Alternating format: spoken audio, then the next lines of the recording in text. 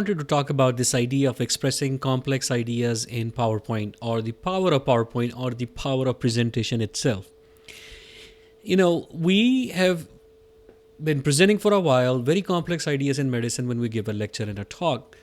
And we started with something like this when we got PowerPoint. We suddenly have a way to write a lot of information in text, and there was so much that we wanted to say. We started putting it on the slides and really filling up the screen with all the information that we know, all the information we think our audience should know. But the challenge is that this text is very distracting. It's very hard to read. It's like getting a book and audio which doesn't match with each other. And you can imagine how hard it would be to try to read this and listen to the speaker at the same time. And still, I may not even get what this speaker is trying to tell me about the disease, and I may not remember anything by the time the speaker is done with his talk. So some of us, as we went through our evolution of use of PowerPoint, went on to something more simple, where there was less contrast, there was less challenge on the screen for the audience to look at, easy readability, simple amount of information, simple concept, and we're trying to make a point, and where we were trying to say, okay, look at me and listen to me, and I have a lot more to tell you and say. But the problem again is that maybe I'm a very good speaker, but still, if the information is only given to me in form of these small tidbits associated with a long, complex explanation verbally, then I may not still remember it. I need to remember complex information and given to me in some sense. So using the power of PowerPoint, we said, let's introduce images. Images, an image is worth 1,000 words. So maybe we can really explain the ideas if we put an image next to it. And a lot of us, as we went through our evolution of PowerPoint use in medical education, we went through this blend of using text in simplified bullet points along with a picture next to it, and we were hoping the picture will anchor it and will explain it.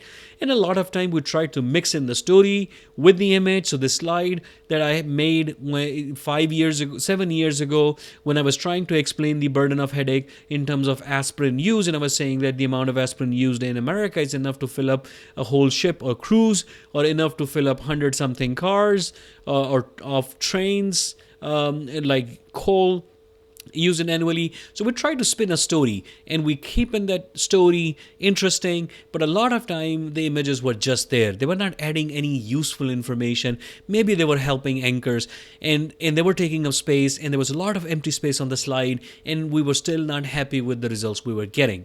So we were told, let's expand the images. And we expanded the images, and we had this one large big image to really capture the audience and make it interesting and make it useful. But the problem was that a lot of time that these images that we were using, although they were very interesting, they may not be relevant. So a lot of time I started making slides like these, where there was a beautiful image there, and there was a number, and there was minimal information, and a large beautiful picture, and I would try to link the story into the picture, but half of the time I was wondering what this picture means. Is it even relevant? Information is being lost in this simplicity, and the images became even crazier and crazier. So I was talking about a disaster effect of Parkinson's disease, and this is the image I used. Or I talked about the complexity of Parkinson's disease treatment, and this is the image I used.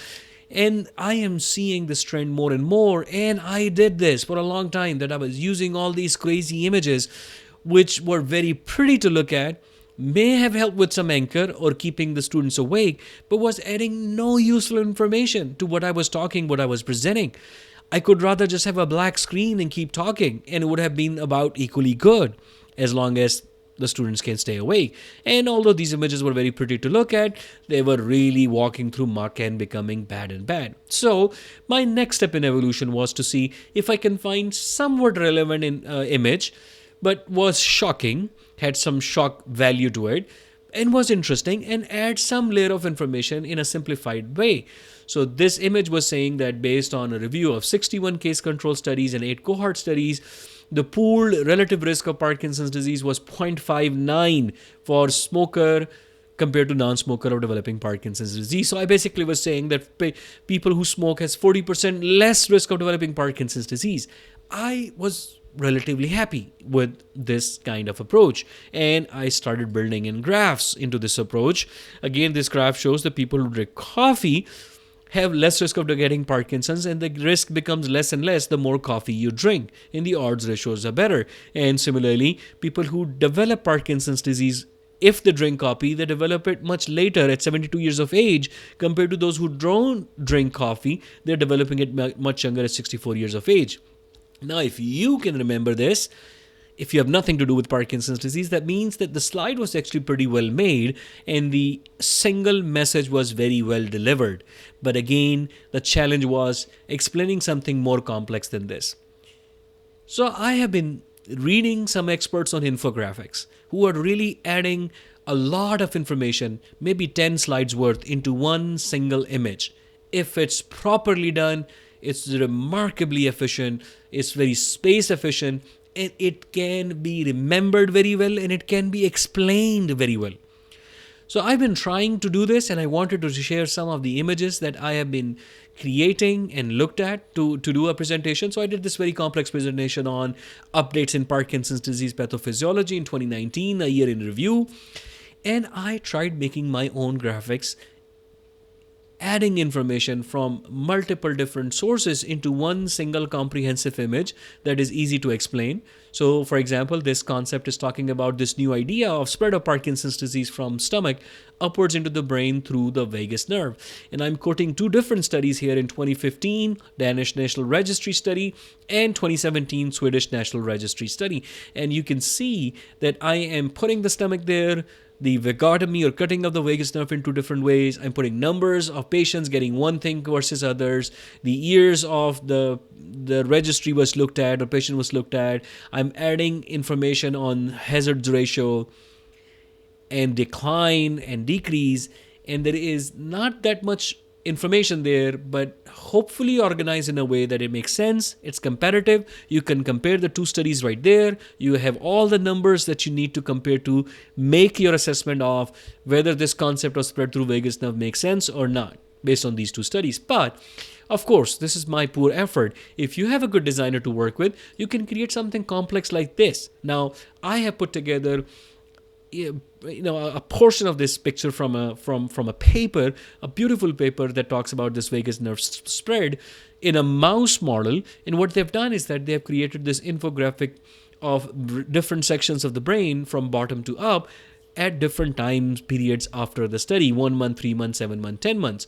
And they are looking at where the injections were done in the stomach. In the bottom left corner and bottom right corner is the brain biopsies of showing certain fibrils, again at 10 months, 1 month, 3 months, 7 months, and 10 months at different levels. So this simple, elegant infographic explains results comprehensively of a very complex study showing that these dots, the red dots, gradually increase down in time and upwards in the brain when injected in the stomach, and so on and so forth. Similarly, this visual abstract of a paper beautifully explain a different second paper that was published last year that I was sharing with my audience about Parkinson's disease pathophysiology, new concept, explaining the concept of spread of this. Mice with Parkinson's disease, injection given, this blue syringe in the stomach, it went up through the vagus nerve into the brain. But if you did vagotomy, there was no Parkinson's disease. Or if you knocked out this SNCA gene, which is a Lewy body gene, then again, no Parkinson's. Beautiful concept summarized in an elegant way that is easy to explain, engaging, and easy to remember.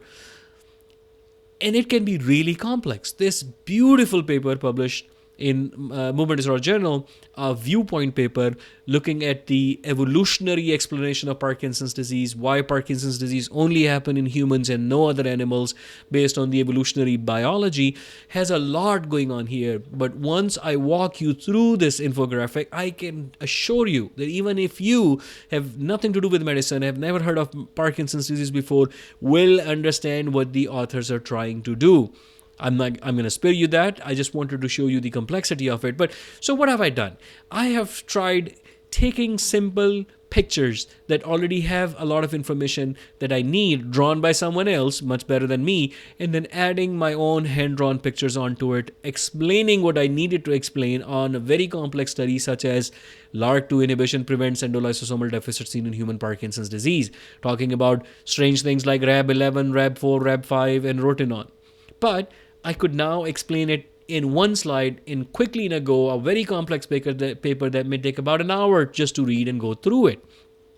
And I have done this, further adding information onto it, or going the next step. Another thing that I've done is to take a paper which has information about a lot of numbers, is talking about 194 patients in this group, 186 in this group, this percent being this gen positive, this person having this MDS score and that MDS score, and see if I could develop a simple infographic that will comprehensively and interestingly summarize the complex information. So in this infographic, what I've done is that I separated out these controls and LRRK2 and GBA, added the numbers below, marked within those circles how many percent have a certain specific kind of carriers, and then explain the three findings of these three groups of patients. A finding an MDS UPDR score in triangle and red here, the numbers 4.6, 8.4, 9.5.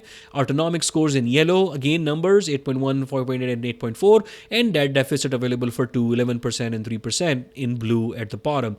And with this infographic there, in 30 seconds, I can explain exactly what was the finding of this paper that has been titled on the top left, published in Lancet, which is a very complex paper. Just read the title, Clinical and Dopaminergic Transporter Imaging Characteristics of Non-Manifest LRRK2 and GBA mutation carriers in Parkinson's Progressive Markers Initiative PPMI. You can see, if the title is that complex, how complex that study would be in the findings, but it could be explained simply for a broad audience in an elegant way and in a way that it would be remembered.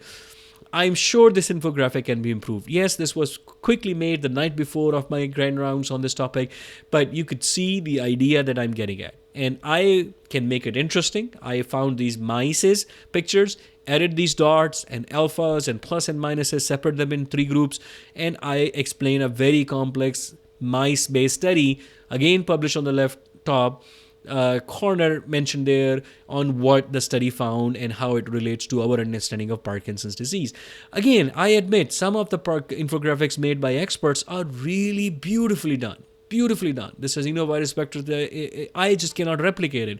So if I can find that in the paper, I would love to use it. If I find a partial one, I can work on it and come up with something interesting. But I think it still beats the idea of having a simple picture like that and saying mitochondria and then giving a half-hour lecture of the role of mitochondria, and people are lost at what this picture means and how does it relates to what is being taught and how am I going to remember it. It's just an audio recording that I will have to remember, or I can give them an infographic like that talking about the mitochondria in three different papers from 2011, 2016, 2018 on the level of additional finding, that what we found on the top of picture in 2011, how it was increased and enhanced in 2016 by additional findings, and how the file paper in 2018 further builds on the previous three publications to summarize three different papers of a very complex paper in this beautiful, simple, elegant infographic that I made on my own on an iPad using an Apple Pencil.